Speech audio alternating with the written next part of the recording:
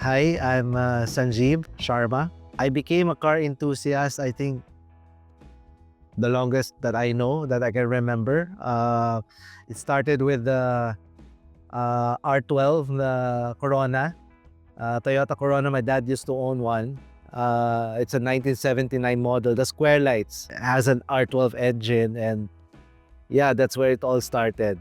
At the time, it was manual, and it was, for me at the time, it was fast, and I enjoyed it. I started cleaning cars and stuff like that. So yeah, it all started, I think, 1982. So I guess I was like 5 years old. So this is my J80. I've had it only for technically, I started driving it only for a few months, but I bought it back in 2019. The car is really in a very bad shape, as in super bad shape. Kumakatok yung makina, oils are leaking, interiors really bad, ceiling, everything that you see in the car is really bad. Okay, so I guess the question is, so ba't binili mo pa? What made you buy this car? Well, the story goes back in 1994, 394, my dad wanted to get a brand new car. He never had one. And with the blessing of God, he was planning to acquire one. So he initially wanted the Corolla at that time, yung big body as they call it, yung GLI, di ba? And so he went to Toyota Bel Air, and then nakita may nakapark dun na Toyota Corona. Ito yun ay ST191. The dealer told us na it's a CPU. It's a Japan built unit that's brought here ng buo. So nagustuhan niya. So he called the bank, asked if he can take out a loan, and then we went back. It will take a while kasi imagine mo, we started ordering it months before, and it took almost 7 months before the car came. But before that, few weeks later, we went back, yun na nga, nakita na nga niya to. And then he went to the bank again, asked if he can take out a loan. Akala niya sure na, nag-down na siya ng, at that time, 5,000 pesos was a lot. So he made a 5,000 down, Toyota Bel Air. Fortunately, hindi siya na-approve. So we settled with the Corona at that time. But I really fell in love with the car. Even him, he fell in love with the car. So of course, if it's not for you, it's not for you back then. And then in 2000, I was already working then. I saw a unit. Some car exchange pa nga, they call it car exchange in Makati. Imagine a brand new unit of this, I think at the time would cost you about 1.4 to 1.6. If I'm not mistaken, I can't remember it or recall it correctly. Imagine when I went to car exchange 2000 yon, year 2000, they were still selling it at 1.5, I think. So imagine the value dun pa lang. So yeah, like my dad, I got declined sa loan. So sabi ko, di talaga para sa akin to. So, and in 2018, I saw this car na somewhere in Eastwood kasi I work around that area, Eastwood in somewhere in Pasig, QC.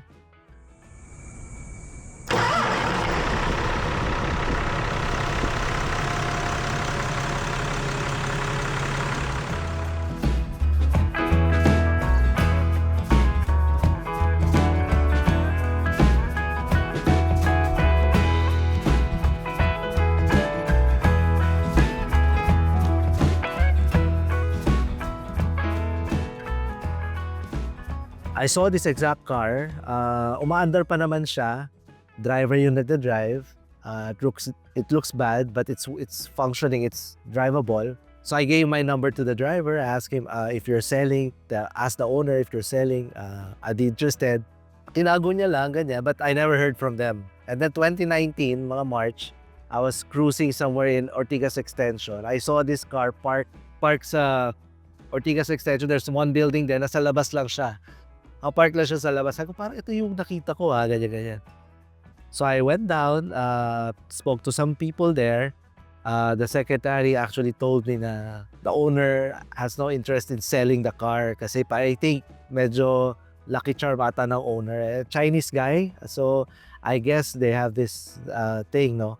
I think kahit sino naman ata, wala namang mawawala, wala namang masama. But I guess the reason why they didn't want to sell it, or the owner didn't want to sell it, because I think gumanda yung negosyo niya because of this car. He was the one driving it when he bought it and stuff like that. So, pero nandun lang siya.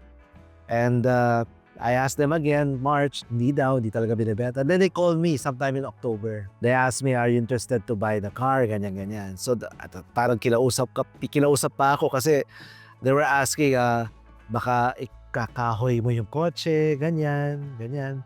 Second, no, i-restore ko yan. I really like the car. I really would love to have one. And then yun, the lines were okay. I mean, when I look at the body, maganda yung lines niya, maayos. Wala naman akong nakitang damage. Under chassis, wala naman akong nakitang bent. And then the engine, yun yan lang, medyo knocking yung engine. So, but when we did pressure test, wala naman kaming detect na crack sa block. So we said, okay, this is doable. So yeah, but everything is really bad. I actually thought that it won't cost you that much to restore it. But lo and behold, yeah, I mean, once you start something, kasi for me, at least when I start a project, whether it be a car or a house or whatever, even at work, when you start a project, you just have to see through it. And if you're gonna see through it, gawin nyo na ng tama, diba? I mean, masakit minsan sa bulsa, stressful. You have to imagine for this car. It's a local unit, by the way. It's a bona fide Philippine unit. Syempre, you have to look for parts. You have to, source out parts. But the good thing is, in the industry, what I learned in the industry, connect lang ako sa mga tao. I mean, they're very helpful. Super help. I'm very happy to have met a lot of people in this journey, while building this car. So I've met so many good people, and very happy and looked at it as a blessing then. The project started with one shop, and then nag-pandemic, the owner of the shop migrated. So natenga siya ng mga 2021, 22. So I had to look for another shop. Apparently, when I was shopping for a shop, nobody wants to take the car. Kasi I can understand and I respect din na naumpisahan na, syempre, tatapusin namin, parang gano'n. Parang most people won't really, I don't know, but at least that's what I experienced. But there's this one shop na I spoke to somewhere along Zapote Road. The condition was, I will have to assist them in building the car. I will have to source everything out, parang gano'n, kasi they have no idea on how to build this. But they're good in terms of paints, mechanics, and mechanicals and all. It took me about 6 years, almost 6 years to build the car, from 2019 up to March of 2025. This car was done sometime second week of March, if I'm not mistaken, second or third week. But maybe a week before that, I know this person. She's someone who's known sa car industry then. She does shows also, big, mga big shows.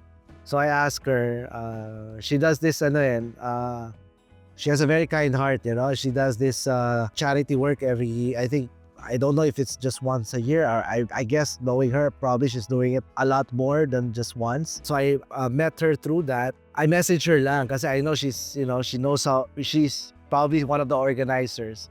Apparently, she connected me to someone else, Sister Alvin. So I, showed the video, and then I was really surprised because super late na yon, because alam ko sa MIAS, you register as early as September, August pa ata, diba? The year before. So parang it was just a chance, if and then I'm grateful kasi when Sir Al saw the video, nagustuhan niya yung kotse, and he said, no, nakakatuwa kasi sabi niya parang we'll showcase your car, ganyan. And unexpectedly, I'm there. Hindi nga lang doon sa mga nasa harapan doon, but I'm near the trucks. I was placed, and I'm glad I was placed there kasi at least, there are a lot of people going there and checking out the car, and I'm able to explain it to them properly, articulately, na in details. Kasi feeling ko kung nandun ako, baka hindi ko rin masikaso mabuti because medyo maingay, crowded. But yeah, I've been blessing in disguise then. And I've also met so many people. Well, you guys are one of them, of course. So it was a great, journey. I've never done, joining those kind of shows. So I'm grateful to God that I was given that opportunity through these great people.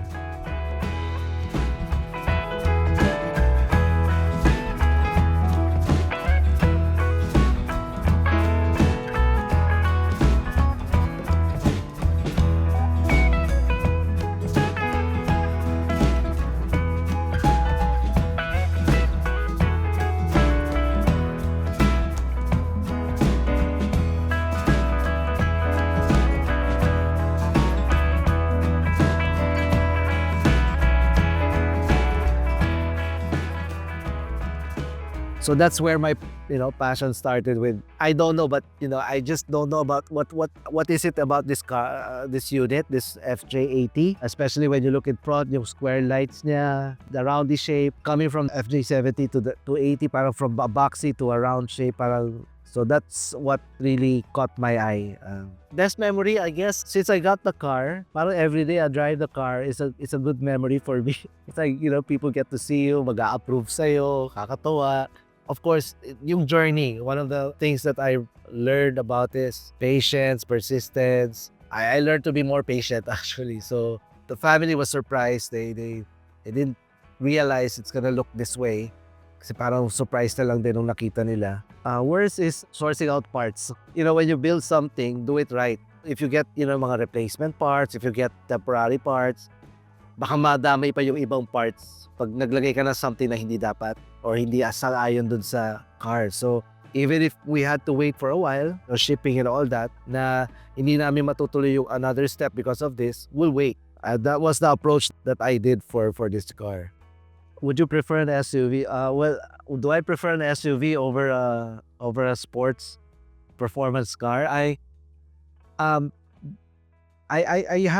the modern SUVs. We have that, but I also have a Roadster. It's a 25-year-old car din. It's a nice car. Tinatrack ko siya minsan.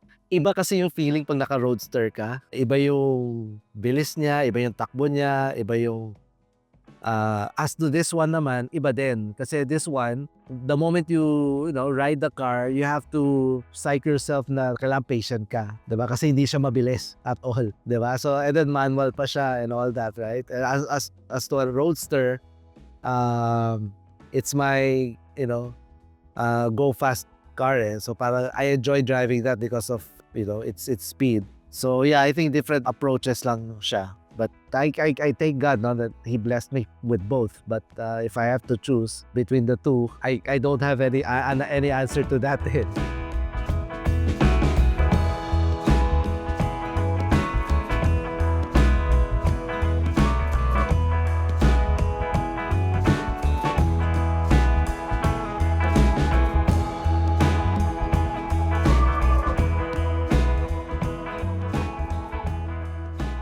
Siguro my message to those who aspire to have the same or similar FJ80, sa mga enthusiast, be patient.